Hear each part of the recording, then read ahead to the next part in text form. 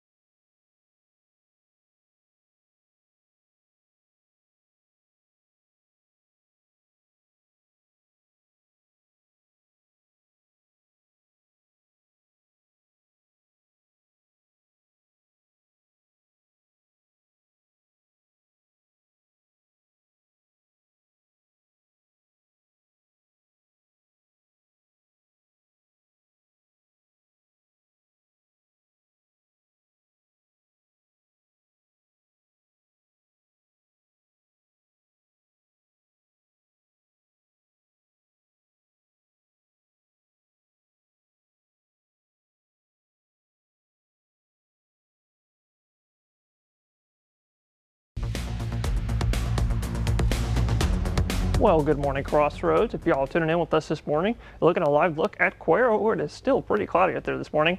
But with that cloudiness, it's also quite nice out there. I can tell you safely right now, it's about 64 out there.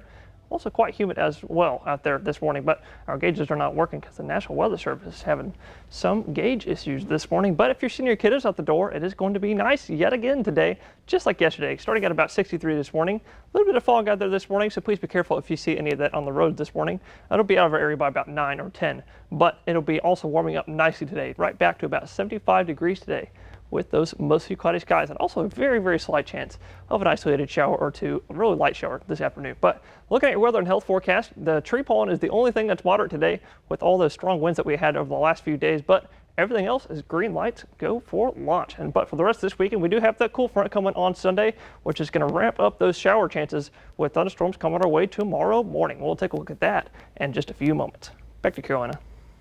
Thank you, Parker. A Tiger has found a new home, and the Texans have their first Hall of Famer. Here's sports reporter Zach Brown.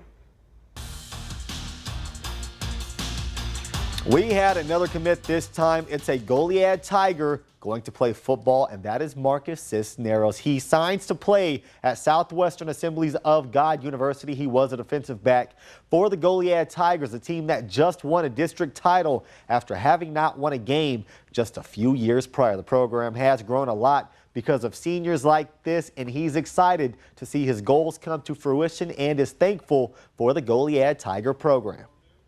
Dream ever since I started playing football when I was little, and just to sign right now, it means the absolute world to me. Like, I'm real grateful for my family, God, everyone that's blessed me with this opportunity to get to where I'm at right now. They've meant everything to me. They've been my home for the last, however long I've been going to school here in Goliad. It's just been a home, a family. I could always come here and call it home. He also loved the campus and the community outreach over at SAGU. Congrats to Marcus Cisneros. And while the future is certainly bright for a lot of our area athletes, it is also very bright in Houston. The Texans sweeping Rookie of the Year award, C.J. Stroud winning Offensive Rookie of the Year fresh off a historic rookie season, and Will Anderson is the Defensive Rookie of the Year. Many questioned if the Texans gave up too much when they moved up to number 3 for him. Well, there's your answer. Also of note, in my opinion, D'Amico Ryans robbed of Coach of the Year honors. He lost it by 1 vote. And while the future may be bright, one man has already had a phenomenal career. That is Andre Johnson. He is officially a Hall of Fame inductee, the first in Houston Texans history. The 2003 first-round pick tallied over 14,000 yards, over 1,000 receptions, with 70 touchdowns in his career. It's also a very big Basketball Friday. With your 25 Sports Now, I'm Zach Brown. Thank you, Zach. Come to crossroadstoday.com to predict the big game. Answer a series of questions on how you think the game will go. 3 lucky players will win a $50 gift card to a local grocery store. The deadline to take part in the big game prediction is Saturday, February 10th at 5 p.m. We will announce the winners on sunrise next week. The winners will receive either a call or an email. Good luck. Experience our digital streaming service, Crossroads Today Plus. You can stream our daily newscasts and much more using your connected TV. Just search Crossroads Today Plus. Now to the report on the president's handling of classified documents. The special counsel found Biden willfully retained and shared some classified information, but he concluded that no criminal charges are warranted. President Biden angrily defending his ability to do his job. My memory is fine. My memory, take a look at what I've done since I become president. It's in response to special counsel Robert Hur's investigation into Biden's handling of classified documents.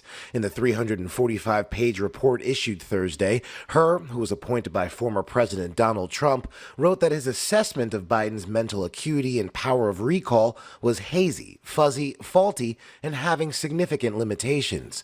The report suggests that Biden did not willfully retain the documents and that they could have been brought to the locations by mistake. Hur adding the evidence does not establish Mr. Biden's guilt beyond a reasonable doubt.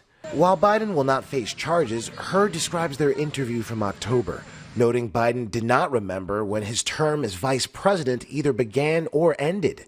Hur also writing Biden would likely present himself to a jury, as he did during our interview of him, as a sympathetic, well-meaning elderly man with a poor memory. I'm well-meaning, and I'm an elderly man, and I know what the hell I'm doing. I've been president. I put this country back on its feet. I don't need his recommendation. Biden lashing out at Hur's assessment of his memory, especially Hur's statement claiming Biden did not remember, even within several years, when his son Beau died. How in the hell dare he raise that? Frankly, when I was asked the question, I thought to myself, it wasn't any of their damn business. The report quickly came under fire from former President Trump, calling it selective prosecution, since he faces criminal charges over his mishandling of classified documents at Mar-a-Lago. In contrast to Biden, who cooperated with the investigation, Hur writes that Trump not only refused to return the documents for many months, but he also obstructed justice by enlisting others to destroy evidence and then to lie about it. In terms of the leading presidential candidates' ages, President Biden is 81 years old and former President Trump is 77. Ika Jachi, ABC News, Washington. A Victoria mother says her daughter faced bullying in the Victoria ISD, so much so she transferred from one school to another. Now she's withdrawn from school altogether. 25 News Now reporter Adarius McCormick spoke with her about the district's response. My daughter's been harassed already, been assaulted in a way that she shouldn't be assaulted. And y'all cannot keep my daughter safe. And then Baldera's daughter started the 6th grade at Cade Middle School a couple years ago. Baldera says the bullying began with a group of girls poking fun at her daughter. One of the girls wrote on social media, "Rest in peace," as a threat to her. Then the threats became violent. After her daughter was attacked, Baldera moved her to STEM Middle School. There, she says 8 girls attacked her and a male classmate started to harass her. At this point, Baldera contacted the school district. They moved her classrooms and stuff. It still was not doing anything. So this year, the same individual is posting pictures, posting a video. There's a video going around now of up my daughter's dress. Cyberbullying is another issue she mentioned to the district. One TikTok account called Little Miss Vipers posted a video with almost 900 views of her daughter. The video mentions several vulgar names. I reported it, and another social media post accused her of having lice. They said there's nothing they can do about it because once it gets out of somebody's hand, they can't figure out where the main source is. The VISD had this to say: "We prioritize the safety and well-being of our students above all else." That's false. Ask me where the kid is. Did they do anything to the kid? No, they suspended my daughter. The VISD suspended Baldera's daughter because she missed too many days of school. Baldera did not want to send her daughter where she didn't feel safe. I don't even know what they're doing in school. I'm not that smart to teach her. So, I mean, she's missing out because of this. The VISD invites parents and students to complete a bullying form online. We have that on crossroadstoday.com. Adarius McCormick, KAVU TV, 25 News Now. The time is now 6:47 on our Friday morning. Still to come, homicide rates for black women ages 25 to 44 are 6 times higher than those rates for white women.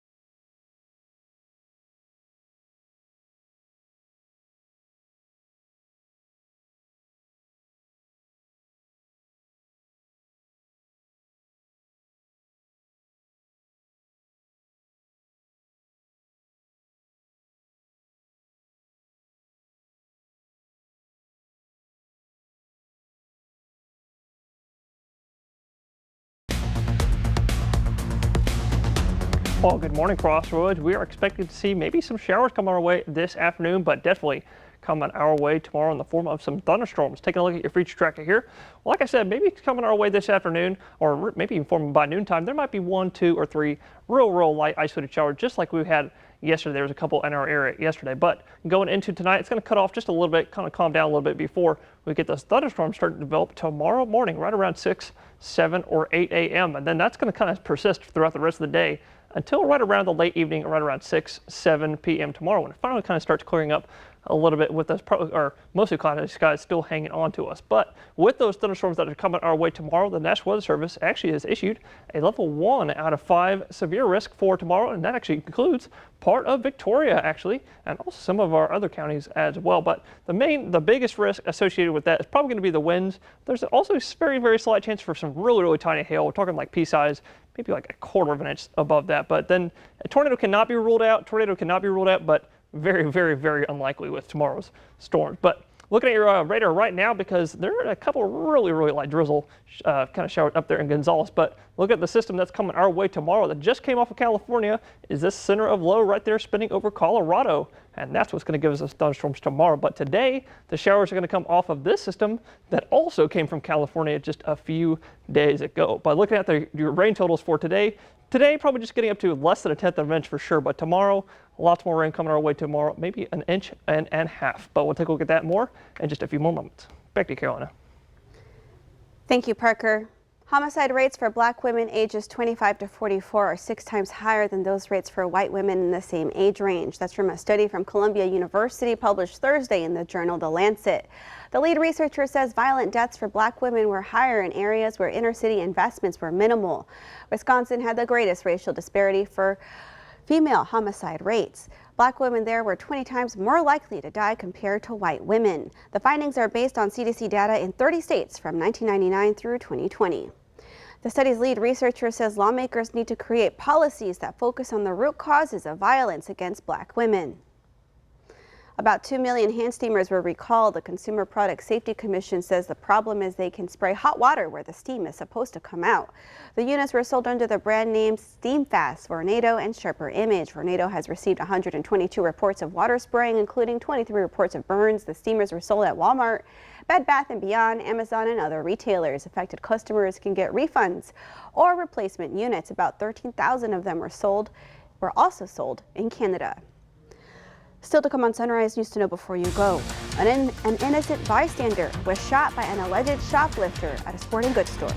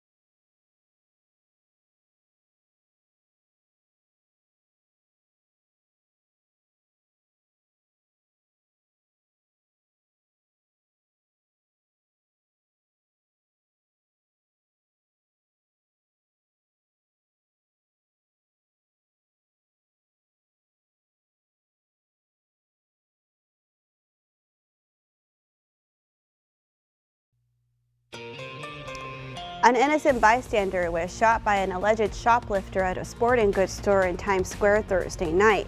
New York City police say 3 men were stealing clothes from JD Sports when 2 of the reported shoplifters were stopped by a security guard.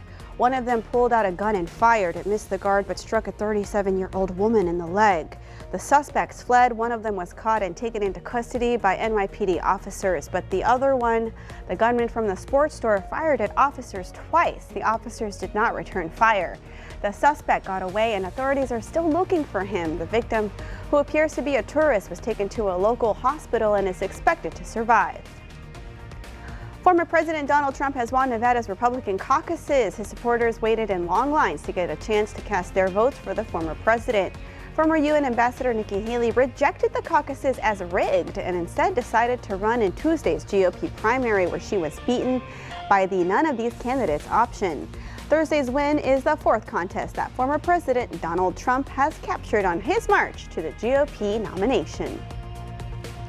In the upcoming March 5th election is the race for Victoria County Sheriff. Incumbent Sheriff Justin Marr is once again on the ballot for a second term. To keep the promises, he says he plans to keep the promises he made many years ago. Marr says he will continue to build trust between his office and the community. Promises made, promises kept. I'm here for you. Victoria is my home. I've been with this sheriff's office for almost 26 years. This is my home, this community is my home, and I'm here to protect it.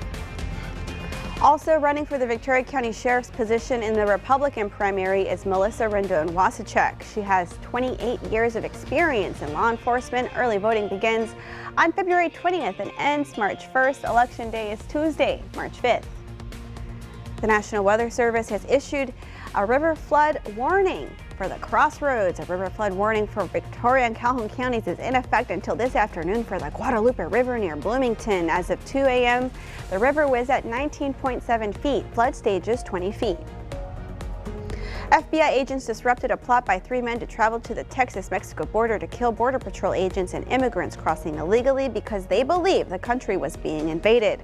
That's according to court documents filed in federal court. You can read this story by the Texas Tribune on our website, crossroadstoday.com.